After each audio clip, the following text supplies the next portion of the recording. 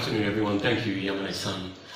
As a photojournalist for the last 19 years, I've had the opportunity to travel to more than 60 countries to photograph some of the most important stories of our time. Often my work has dealt with tragedy, where the family is struggling to overcome a natural disaster, like the earthquake in Nepal, or public health crises in West Africa in the case of Ebola, or the social injustice of state-sanctioned murder in the Philippines.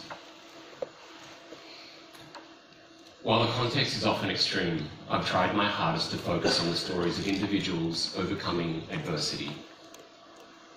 My approach is grounded in a belief that journalism should be personal.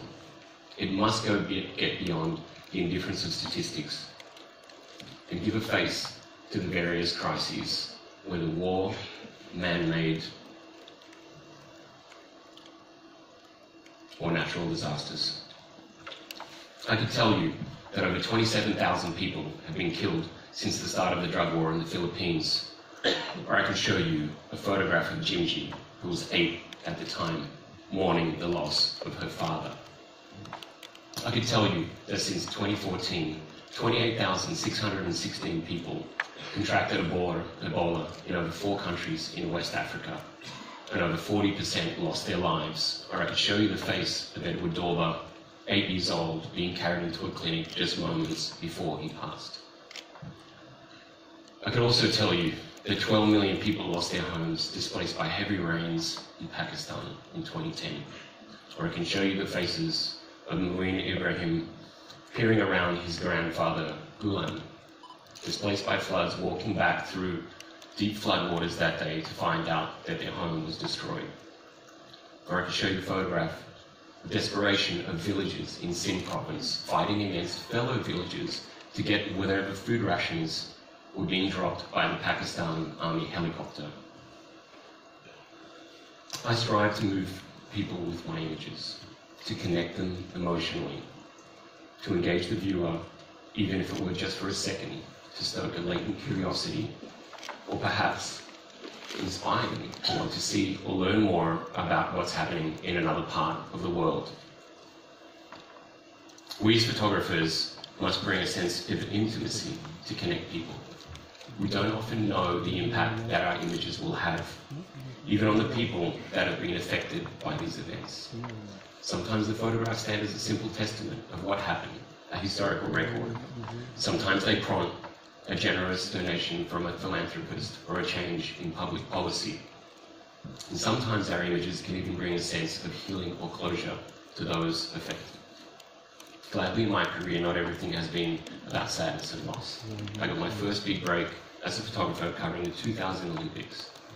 The photographer scheduled to shoot the assignment got sick, so I begged my boss at the time to give me a shot. I was meant to be developing the film of other photographers. By the time the next Olympics came around, the world of photography was in the midst of seismic change. We were no longer developing film, cameras were going digital. This revolution scared many, excited some, and fundamentally changed the way we all practice craft. I started shooting the Olympics in 2012, with assignments covering the culture of the Samburu tribe in Kenya, a country going through transformation and change in Cuba, and life on the Mekong Delta in Laos and Cambodia. Also, I focused on the daily life and an assignment of Kushti wrestling in India, where I was based for 7 years. For me, equipment is really important.